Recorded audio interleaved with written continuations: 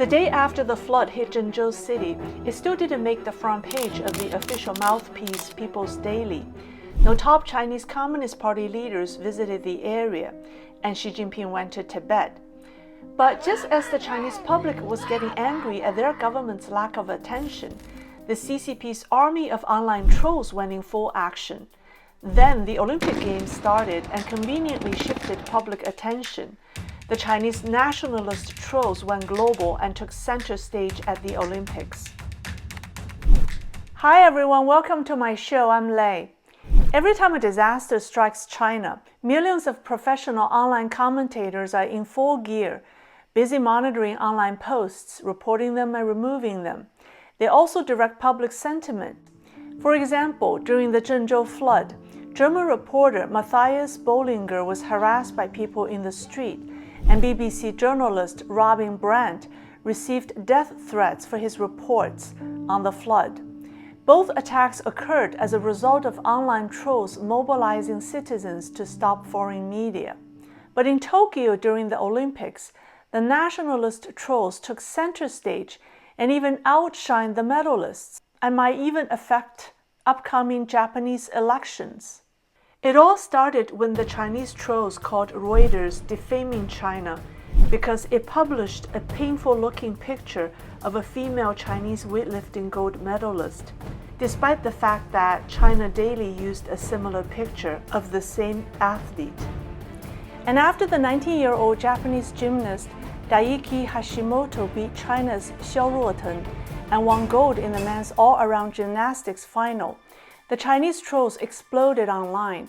They bypassed the Great Firewall of China and inundated Hashimoto's Instagram account with angry and insulting comments. Some even intimidated him with photos of the atomic bombings of Hiroshima and Nagasaki. Previously, this nationalistic rage also targeted Mima Ito and Jun Mitsutani, the Japanese table tennis duo who defeated the Chinese team to win the first ever gold medal in mixed doubles. The attacks on Japanese athletes have since drawn wide attention in Japan, making headlines and sparking anger on social media.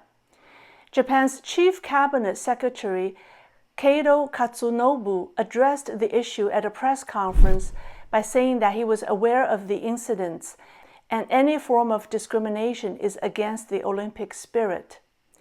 Interestingly, these Chinese online militants don't just attack foreigners, they attack fellow Chinese as well.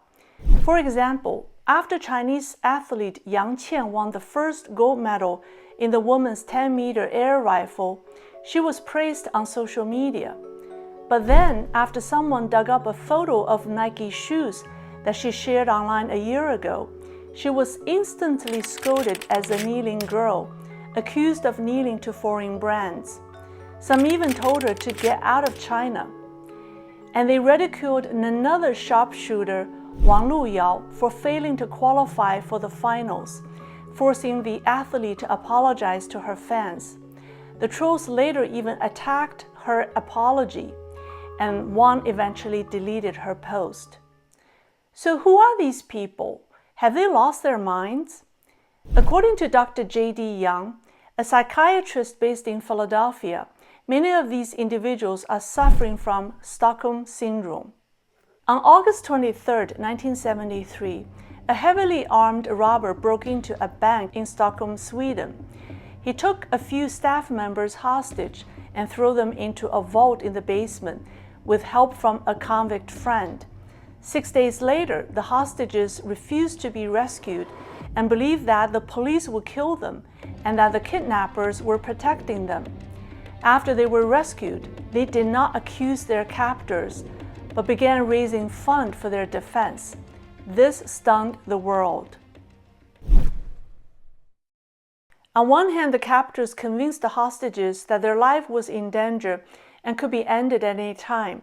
On the other hand, they performed small acts of kindness, such as putting a coat on a hostage when she said she was cold. When you desperately want to survive a life-threatening situation, you unconsciously force yourself to identify with the aggressors. You like what they like and hate what they hate.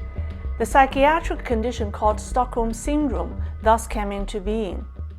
There must be 4 conditions for a person to develop Stockholm Syndrome. The first is that you feel your life is threatened and that the aggressor can kill you at any time. The second is that the aggressor does you small favors when you are terrified. The third condition is that you are totally isolated from the outside world. And the fourth is that there is no way you can escape. Now, if you think about it, the CCP is the aggressor guilty of creating all 4 conditions against the Chinese people. First, it threatens the people if they don't obey. Second, it does small favors for them from time to time, such as letting them make some money. Third, it built China's infamous firewall that isolates people from the outside world. And fourth, it doesn't let anyone escape its control. So in a way, the nationalist trolls are the real victims of the CCP's virtual kidnapping, and they behave irrationally because they don't know what they don't know.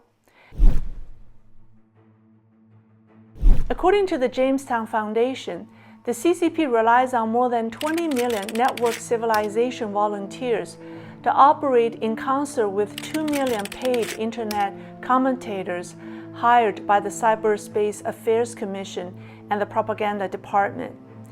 One such patient is Zhou Xiaoping, who was the most celebrated Wumao, aka 50 Cent troll. He rose to prominence in 2014 after attending a meeting with internet writers hosted by Xi Jinping. Zhou is known for his high-pitched, anti-America Great China rhetoric. Even when he got married, he wrote an article detailing their patriotic romance, such as visiting the military tank museum on their first date and winning his wife's heart by saying that his body belongs to the country and his heart belongs to her. In 2018, after the Chinese high-tech company ZTE was sanctioned by the United States, Zhou wrote an article to support ZTE, saying that the sanctions were doing ZTE a great favor that would make the company lots of money. He almost celebrated the sanctions by declaring, "The spring of China's scientific R&D independence has arrived." But the sanctioning of ZTE and Huawei was actually a heavy blow to the CCP, which was hoping that the U.S. government would be lenient with these companies. Therefore, Zhou's zealous remarks were criticized by the state mouthpiece People's Daily. Surprisingly, Zhou fought back against the People's Daily, demanding that the editor apologize to him. Obviously, he was quickly disposed of by the CCP. Similarly, the ongoing attack on Japanese athletes is also giving the CCP a tremendous headache. The regime wants to use the Tokyo Games as a platform for promoting the Beijing Winter Olympics. But according to the Chinese ambassador to Japan, Sun Xuanyou, the online anti-Japanese war going on in China is counterproductive. Radio Free Asia quoted Ako Tomoko, a China expert at the University of Tokyo, as saying that the behavior of Chinese nationalist trolls angered many Japanese. She pointed out that the public outcry will affect Japan's upcoming election after the Olympics as people re-elect the House of Representatives. They are more likely than ever before to turn away from pro-China candidates. Although they attack people, I think we should have sympathy for people like Zhou Xiaoping. They are the real victims. The only way to help them is by removing their captor, and I hope that day isn't far. Please like and share my video, and I'll see you next time.